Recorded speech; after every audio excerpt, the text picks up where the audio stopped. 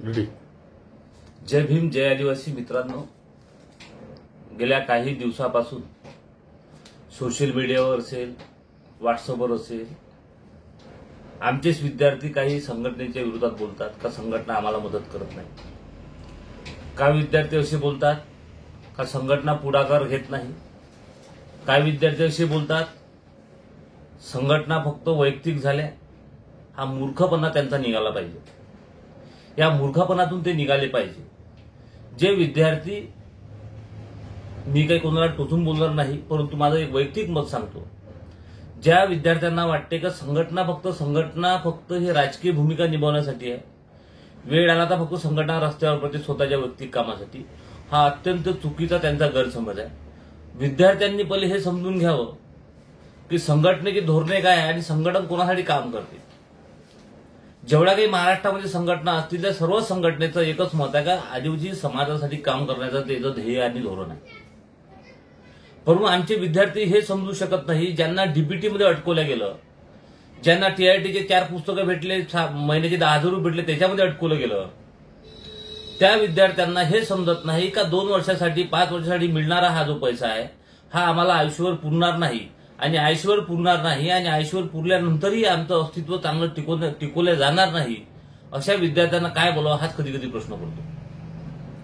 मी त्यांना सांगू इच्छितो का आदिवासी संघटना सुद्धा आदिवासी समाजासाठी काम करतात, विद्यार्थ्यांसाठी सुद्धा काम करतात, परंतु विद्यार्थी समजून घेण्याजोगता इतका हुशार झालेला नाही मला असं वाटतं. एमए बीएड झालेला विद्यार्थी, आम्ही वारंवार सांगतो की एमए बीएड आम्ही विद्यार्थी झालो, पण एमए बीएड झालेला विद्यार्थीला हे समजत नाही का डीबीटी तुझ्या खात्यात येते बाबा, डीबीटी डायरेक्ट तुझ्या खात्यात येते, त्यातला 1 रुपया खाईल कसा, तुला टीआयटीचे पैसे तुझ्या खात्यात येऊन राहिले, तो संघटनेचा माणूस खाईल कसा. हे अत्यंत लाजिरवाणी आणि वेदनादायी गोष्ट आहे. आणि संघटनाही सुद्धा तुमच्यासाठी काम करते, परंतु तुमचा पाहण्याचा दृष्टिकोन, तुम्ही अटकलेले कुठेतरी आहात. तुम्हाला फक्त जे लोक रस्त्यावर नसतात, जे लोक धांगडधिका करतात, ते आदिवासीचे लोकांचे लाख फॉलोअर्स आहे काही लोकांचे, परंतु समाजाप्रती त्यांचं 4 नाही 0% त्यांचं म्हणजे 0% ते लोक आदिवासी समाजासाठी काम करतात. काही योगदान नाही, 0% योगदान आहे. त्या लोकांना आपण फॉलो करतो. त्या लोकांना कधी आपण प्रश्न विचारला नाही का आदिवासी समाजाच्या विद्यार्थ्यांच्या लढण्यासाठी कोण तयार आहे. विद्यार्थ्यांची चळवळ उभी व्हावी हे प्रत्येक समाजाच्या संघटना, आदिवासी संघटनेच्या ज्येष्ठ व्यक्तींना वाटते, परंतु विद्यार्थीच ह्या गोष्टीला जर तयार नसेल तर संघटनेने कुठे जावं. आणि काही विद्यार्थी 2-4 संस्थेत एखाद्या वसतिगृहामध्ये जातात, तिचा तो अध्यक्ष होते, त्याला असं वाटतं अध्यक्ष मी नेताच झालो विद्यार्थ्यांचा. अरे समजत तुला असा भाव नाही, बुद्धीचा विकास झाला नाही. तुला टीआयटीचे पैसे, तुला डीबीटीचे पैसे, त्या टीआयटीमध्ये जर आपण गेलो, हजार पोरांना प्रशिक्षणासाठी त्यांची निवड झाली आणि प्रशिक्षण घेतात फक्त 200 मुलं, नुकसान कोण करून राहिलं. नुकसान हे तुमच्या हातानं तुमचं होत आहे. कोणत्या संघटनेला, कोणत्या संघटनेच्या कार्यकर्त्याला, कोणत्या नेत्याला दोष देऊन काही अर्थ नाही. पहिले अगोदर आपण पाहतो की आपण समाजाप्रती किती प्रेरणादायी आहे.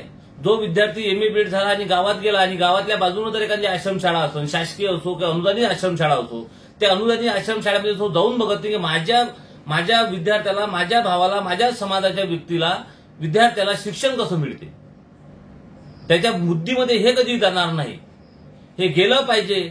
मी बोलतो, तुम्हाला टोचून घेऊ नका. याच्यामध्ये खूप कॉमेंट येणार, खूप लोक मला विद्यार्थी खूप बोलतील, परंतु मी यासाठी बोलतो तुम्हाला कारण की तुम्ही जर या गोष्टीकडे अनुकरण केलं, या गोष्टीचं अनुकरण केलं, या गोष्टीकडे तुम्ही लक्ष दिलं तर येणाऱ्या काळात समाजाची व्यथा आणि व्यवस्था खूप चांगली होईल. कारण की आज या महाराष्ट्रामध्ये आदिवासी समाजावर खूप आघात चालू आहे.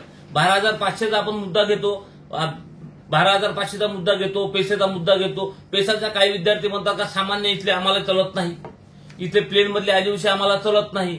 प्लेन मध्ये आदिवासी काय बिघडलं. तुम्हाला पैसा क्षेत्राला ओबीसी चलतो, पैसा क्षेत्राला ओबीसी एससी चलतो, पैसा क्षेत्राला ओपन चलतो, पैसा क्षेत्राला मुस्लिम चलतो, पण नॉन ट्रायबल तुम्हाला याच्यामधला आदिवासी चलत नाही. हे घिंता तुमच्या डोक्यामध्ये बसलेली आहे, ते अगोदर निघाली पाहिजे. आणि विद्यार्थ्यांना माझा एक सांगणं आहे का डीबीटी, टीआयटीचे पैसे याच्या चक्करमध्ये, डीबीटीच्या पैशाच्या चक्करमध्ये तुम्ही तुमचं आयुष्य आणि तुमच्या येणाऱ्या पिढीला तुम्ही धोका देताय हे लक्षात ठेवा. आणि संघटना असो किंवा विद्यार्थी काही संघटना असेल, विद्यार्थी प्रतिनिधी असेल, यांनी थोडं समजून घ्यावं.